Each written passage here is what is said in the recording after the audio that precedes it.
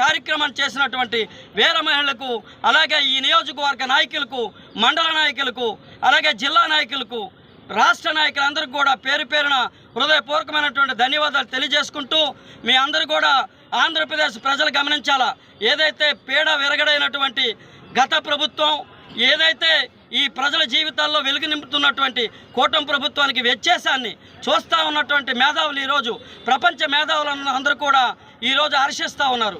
ఇటువంటి తరుణంలో ఏదైతే గత ప్రభుత్వంలో వైఎస్ఆర్ కాంగ్రెస్ పార్టీ అధినేత, రాష్ట్రానికి మాజీ ముఖ్యమంత్రిగా ప్రస్తుత శాసనసభ్యులుగా ఉన్నటువంటి వైఎస్ జగన్మోహన్ రెడ్డి వెన్నుపోటు తినగా అంతకంటే హాస్యాస్పదం ఇంకోటి ఉంటుందా? భారతదేశమే కాదు, ఈరోజు ప్రపంచం చెప్తా ఉంది, తెలుసుకుంటా ఉన్నారు. ఏదైతే తల్లికి, కన్న తల్లికి, చెల్లికే వెన్నుపోటు పొడిచినటువంటి నాయకుడు ఎవడైనా ఉన్నాడంటే జగన్మోహన్ రెడ్డి గారు అని చెప్పేసి ఈరోజు ప్రపంచం చెప్తా ఉంది. గూగుల్లో వెతికితే వెంటనే దొరికే వ్యక్తి ఎవరంటే జగన్మోహన్ రెడ్డి అని చెప్పేసి చెప్పక తప్పదు. ఎందుకంటే వారితో పాటు తన కన్న తల్లిని, చెల్లిని బయటపడేసి వెన్నుపోటు పొడిచినటువంటి మహానాయకుడి ఆంధ్రప్రదేశ్లో ఎవరు అంటే జగన్. దుశ్చర్యలకు పాల్పడొద్దని చెప్పేసి వైఎస్ఆర్ కాంగ్రెస్ పార్టీకి హితవు పలుకుతా ఉన్నాను. జై హింద్, జై జనసేన.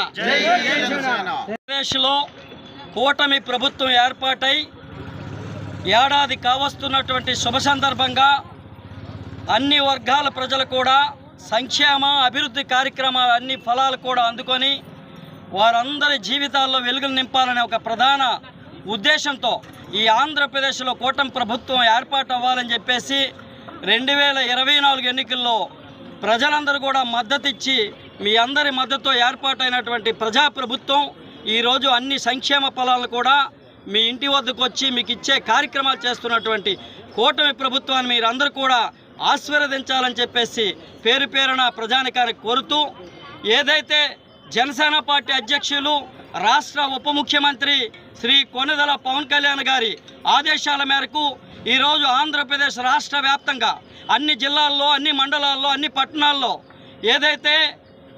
ఏదైతే ఆంధ్రప్రదేశ్లో గత 5 ఏళ్ల పాటు వైఎస్ఆర్ కాంగ్రెస్ పార్టీ ప్రభుత్వంలో తాడిత పీడిత నిమ్న వర్గాలు, అన్ని వర్గాలు కూడా బాధపడినటువంటి వారందరూ కూడా వారి జీవితాలన్నీ కూడా కకావికలమైపోయినటువంటి పరిస్థితుల్లో ఈ ఏడాది ఏదైతే వైఎస్ఆర్ కాంగ్రెస్ పార్టీ పీడా విరగడై ఏడాది అయిన సందర్భంగా వారికి ఏదైతే పీడ విరగడ మనకే కాదు, ఆల్రెడీ భారత ప్రజానికానికే ఇటువంటి పార్టీని ఓడించాలి.